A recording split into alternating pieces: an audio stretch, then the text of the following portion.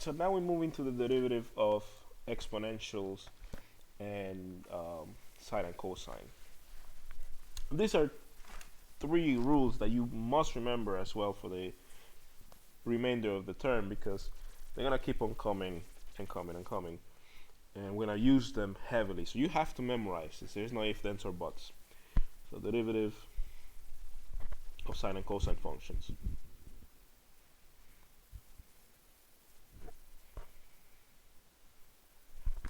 So recall when we spoke about limits,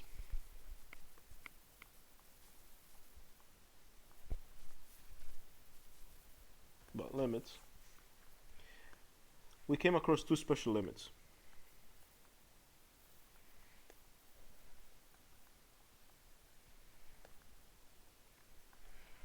I believe we proved them using the squeeze theorem, and one of them was the limit, and I'm going to use delta x, as delta x goes to 0, of sine of delta x over delta x was equal to 0. Actually, it was equal to 1.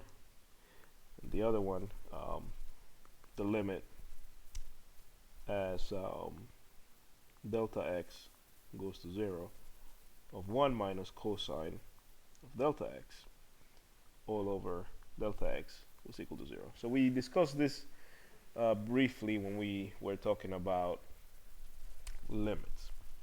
Now these two limits can be used to prove the rules for differentiation for sine and cosine.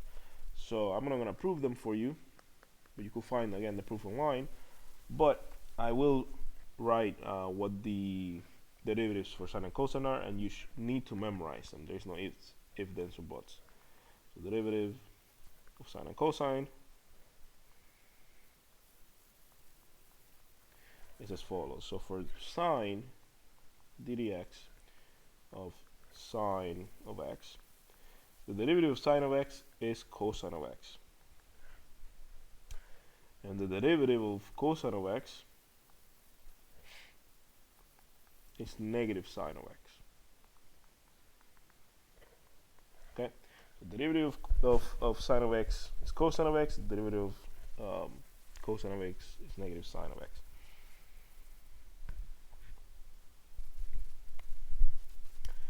Alright, so let's do an example.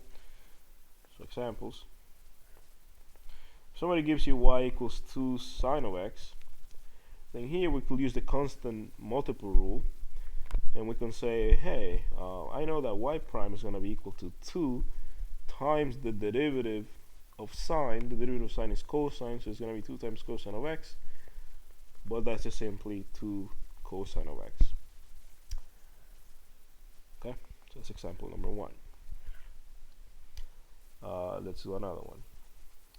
What if somebody gives you y equals sine of x over 2? Well, again, first we rewrite it. You should always rewrite these things so you could see the constant multiple rule is being applied. So that's y prime equals 1/2, again, times cosine of x. So y prime equals cosine of x over 2. And let's do another one. So y equals x plus cosine of x. And from the previous part, we saw that we could take the derivative of each piece is a sum of two functions. So we could use the sum rule for differentiation to actually take this derivative. So we could take it by parts. So y prime, first of all, the derivative of x is just 1, and the derivative of cosine, as we wrote above, is negative sine of x. So we have that the derivative of y equals cosine of x is x plus cosine of x is y prime equals 1 minus sine of x.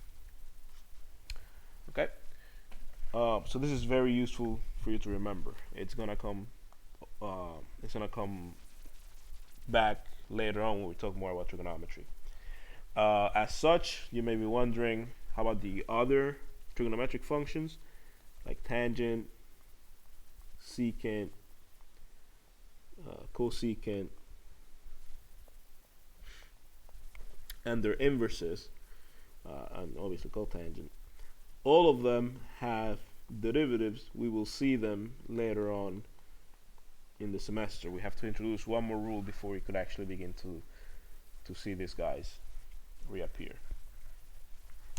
With that being said, there's another rule that is very nice, and that is the exponential, the natural exponential function. So there's a fact. The natural exponential function,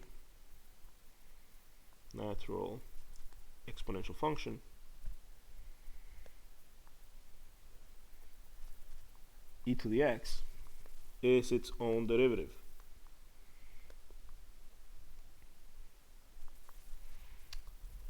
Okay, so this relies on a few things that you may not remember or may not know. E can be defined by using the limit. I believe we mentioned this during one of the limit sections. So I'll just mention it in passing. The limit as delta x goes to 0 of 1 plus delta x to the 1 over delta x is equal to e. And if you use this fact with the definition of the derivative with e, then you could prove that the derivative of e to the x is e to the x. Okay, I'll just give you the actual theorem. So this is the derivative of natural exponential function, and that is the derivative with respect to x of e to the x is equal to e to the x. So if you're walking down the street and you go into the bodega, and somebody behind you asks you, hey, what is the derivative of e to the x? You're just going to tell them it's e to the x. Let's do a couple of examples for this to drive the point home. Let's find the derivative of f of x equals 3e to the x. Using the constant multiple rule, still applies here. The derivative of 3 times e to the x is simply going to be the derivative of 3 times the derivative of e to the x, but that's just e to the x. So it's just 3e to the x. So another one. How about if you have a sum, like x squared plus e to the x? Well, by the sum rule that we did in the previous part, we could take the derivative for each part. So the derivative of x squared is simply 2x to the first, and the derivative of e to the x from this theorem is simply e to the x. So that's just 2x plus e to the x. Let's do one more. What about f of x equals sine x minus e to the x? Well, we just saw from above that the derivative of sine is cosine, so we have cosine of x minus e to the x being the derivative of f here. So as we can see, this works with the other rules that we had before.